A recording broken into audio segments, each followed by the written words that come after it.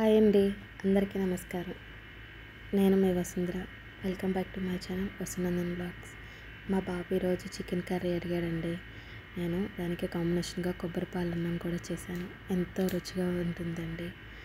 తయారీ విధానంలోకి వెళ్తే 2 పెద్ద కొబ్బరికాయల నుంచి తీసుకున్న చిక్కటి పాలండి. ఈ లోటాతో 2 లోటాలు వచ్చినాయి. 1 లోటా బియ్యం నానబెట్టి పక్కన పెట్టుకున్న నెయ్యి, పచ్చిమిరకాయలు, ఉల్లిపాయలు, కొత్తిమీర, పుదీనా, బిర్యానీ దినుసులండి.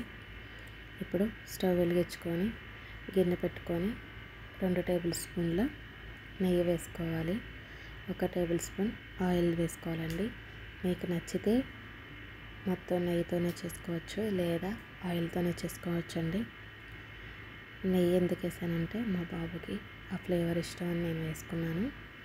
రుచి కూడా చాలా బాగుంటుంది.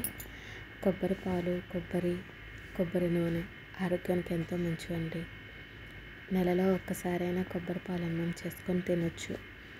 మన ఫ్యామిలీ మెంబర్స్కి కూడా పెట్టవచ్చు. అందరి ఆరోగ్యం బాగుంటుంది కదా అండి. కొబ్బరి నుంచి వచ్చే ప్రతి వస్తువు, కొబ్బరి చెట్టు నుండి వచ్చే ప్రతి వస్తువు మనకి చాలా ఉపయోగకరం కదండి. అందులో పోయేది ఏమీ లేదు కదా. ఆయిల్ హీట్ అయిన తర్వాత బిర్యానీ దినుసులు వేసుకోవాలండి. మొత్తం వేసుకొని 2 నిమిషాల పాటు అవి వేయించుకున్న తర్వాత సన్నగా కోసుకున్న ఉల్లిపాయ ముక్కలు, పచ్చిమిరకాయ ముక్కలు వేసుకొని సిమ్లో మగ్గించుకోవాలండి. అవి గోల్డెన్ కలర్లో వచ్చే వరకు మగ్గించుకోవాలి. అయితే నేను మీకు ఫన్నీగా ఉండే ఒక జీవిత సత్యం చెప్తానండి. అది కరెక్టా కాదా నాకు మీరు కామెంట్ చేయండి. జీవితంలో మనం ఎవరిని తక్కువ అంచనా వేయకూడదు కదండి. ఎందుకంటే చీమ మనల్ని కుట్టగలదు, కానీ చీమను మాత్రం మనం కుట్టలేమండి. నిజమా కాదా? మీరేమంటారు? నిజమైతే అవును అనండి, నిజం కాకపోతే అది ఎందుకో కూడా చెప్పండి. ఇప్పుడు ఉల్లిపాయలు సన్నని సెగ మీద మగ్గుతూనే ఉన్నాయండి.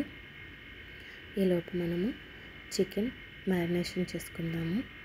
నేను 1/2 కిలో చికెన్ తీసుకున్నాను. 1/2 టేబుల్ స్పూన్ పసుపు, రుచికి సరిపడా ఉప్పు, 1 టేబుల్ స్పూన్ కారం తీసుకున్నానండి. కర్రీ ఉడికేటప్పుడు వేస్తాం కాబట్టి. ఉల్లిపాయలు చూసారా, ఈలోపు మగ్గిపోయినాయి. అందులో కొంచెం అల్లం వెల్లిపాయ పేస్ట్, పుదీనా, కొత్తిమీర వేసి పచ్చివాసన పోయే వరకు మగ్గించుకొని ముందుగా కడిగి నానబెట్టుకున్న బియ్యాన్ని యాడ్ చేసుకొని 2 నిమిషాల పాటు కలుపుకుంటూ తిప్పి వేయించుకోవాలండి. తర్వాత పాలు పోసుకోవాలి. ఇప్పుడు రుచికి సరిపోయినంత ఉప్పు వేసుకొని మూత పెట్టి ఉడికించుకోవాలి.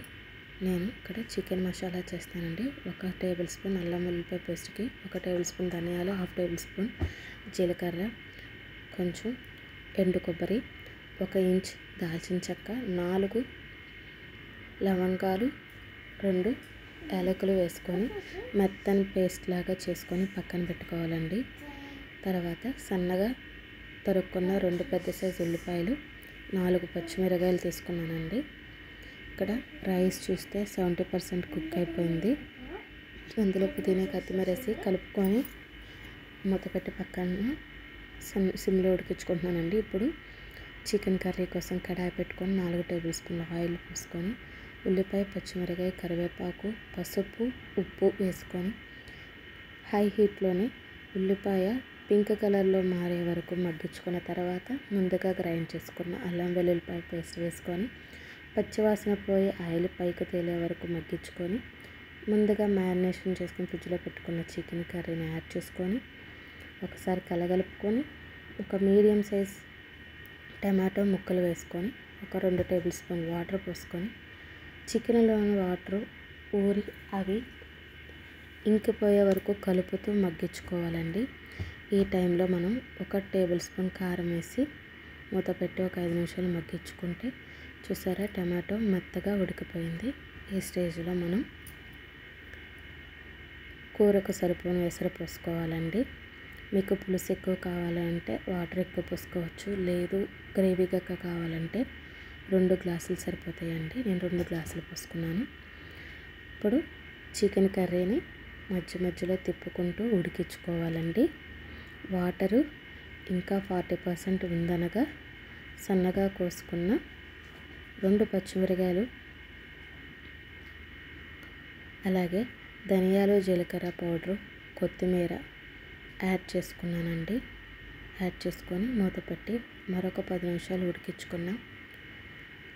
తర్వాత దింపే ఒక 10 నిమిషాల ముందు గరం మసాలా యాడ్ చేసుకొని ఉప్పు కారం సరిపోయిందో లేదో సరి చూసుకున్నాను. నాకు మొత్తం సరిపోయినాయి. మీకు చాలకపోతే మళ్ళీ యాడ్ చేసుకోండి. ముక్క ఉడికిందో లేదో చెక్ చేసుకొని కొత్తిమీర వేసుకొని ఫైనల్గా మీకు ఎంత గ్రేవీ కావాలో చూసుకొని దించేసి సర్వ్ చేసుకోవడమేనండి. చాలా బాగుంటుంది. లైక్ చేసి కామెంట్ చేసి షేర్ చేయండి.